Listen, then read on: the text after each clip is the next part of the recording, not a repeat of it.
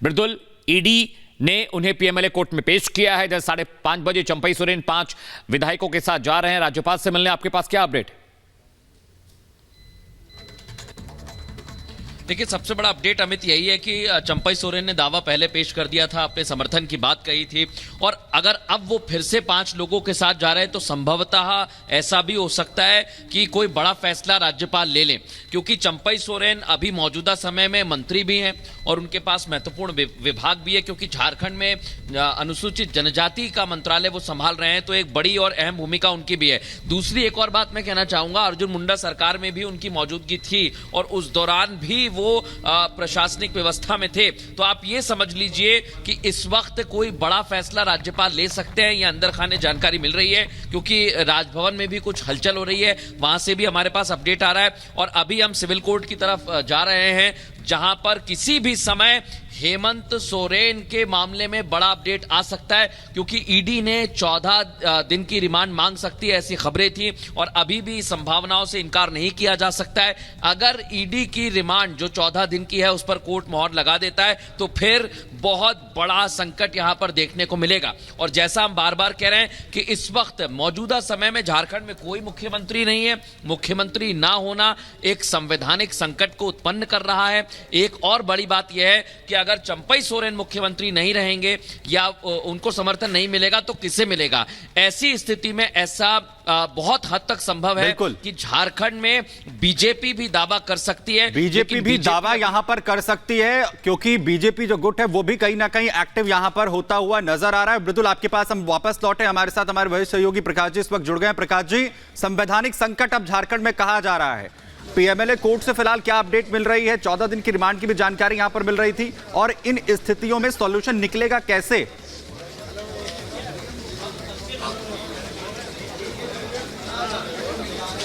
देखिए, अभी जो है पीएमएलए कोर्ट में बहस चल रही है। ईडी ने डिमांड किया 14 दिन के लिए, तो कोर्ट ने कहा कि आपको इतना दिन क्यों हिरासत में रखना है, 4-5 दिन में निपटा दीजिए। लेकिन फिर ईडी के तरफ से बहस हो रही है कि कम से कम 10 दिन का हमें रिमांड चाहिए। बहरहाल आते हैं राजनीतिक संकट पर। झारखंड में अभी राजनीतिक संकट है और यहाँ पर कोई सरकार नहीं है। सबसे बड़ी बात, पिछले 20 घंटे से झारखंड के मुख्यमंत्री हेमंत सोरेन के इस्तीफे के बाद कल से झारखंड में कोई सरकार नहीं है।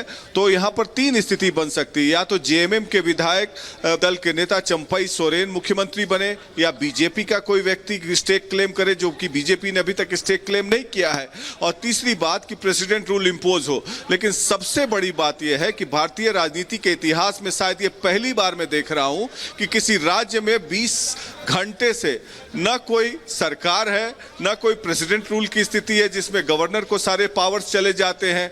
तो अगर ऐसी स्थिति है तो यह हास्यास्पद है। और बहरहाल गवर्नर ने 5:30 बजे का समय दिया है 5 विधायकों को, जिसमें चंपई सोरेन, आलमगीर आलम कांग्रेस के, सत्यानंद भोक्ता और उसके बाद विनोद सिंह, प्रदीप यादव, ये सब मिलेंगे। और चंपई सोरेन ने एक पत्र भी लिखा है गवर्नर को, ये कहते हुए कि झारखंड में संवैधानिक संकट की स्थिति है, जिसमें हमारे पास 47 विधायकों का समर्थन पत्र प्राप्त है, 43 विधायकों का हस्ताक्षर हमने आपको दिया है। इसलिए हमें झारखंड का मुख्यमंत्री जल्द से जल्द रूप में शपथ ग्रहण कराए, ताकि झारखंड में संवैधानिक स्थिति बहाल हो सके। तो अब देखना है कि 5:30 बजे क्या स्थिति उत्पन्न होती है। अगर गवर्नर टाइम नहीं देंगे स्वेरिंग इन के लिए, तो संभवतः झारखंड मुक्ति मोर्चा कांग्रेस के सारे विधायक चार्टर्ड प्लेन से किसी दूसरे राज्य में चले जाएंगे, क्योंकि उन पर झारखंड मुक्ति मोर्चा के नेता ये आरोप लगा रहे हैं कि ये हॉर्स ट्रेडिंग का मामला बन जाता है फिर, और बीजेपी भी कड़ी नजर बनाई हुई है। तो इस तरह की स्थिति शायद ही कभी भारतीय राजनीति के इतिहास में हमने देखा है कि कोई राज्य पिछले 20-22 घंटे से बिना सरकार के है, बिना राष्ट्रपति शासन के है। ये बिल्कुल हास्यास्पद है।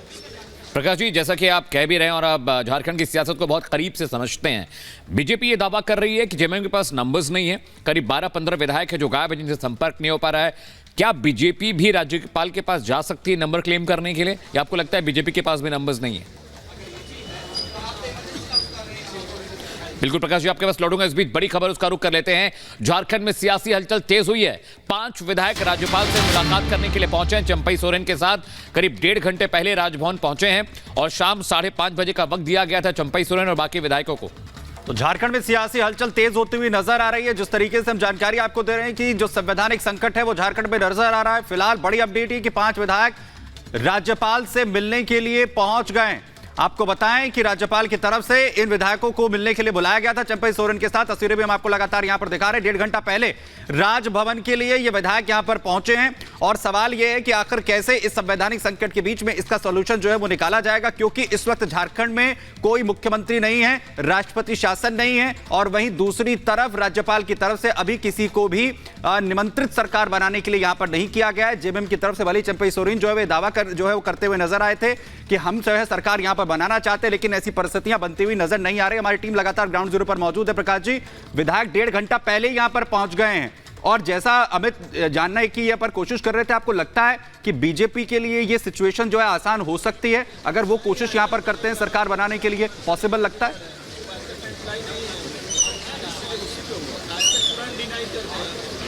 देखिए, अगर बीजेपी के लिए चीजें आसान होती तो विधायक, ये छोटा राज्य है और विधायकों का परेड कराना होता है। विधायकों की तस्वीरें आ जाती, परेड हो जाता, कोई विधायक आके कह देता कि मैं झारखंड मुक्ति मोर्चा में विश्वास नहीं रखता, मैं एक स्प्लिंटर ग्रुप बना रहा हूं। और तरीके से झारखंड मुक्ति मोर्चा के 29 विधायक हैं, स्प्लिट होने के लिए 2/3 मेजॉरिटी चाहिए।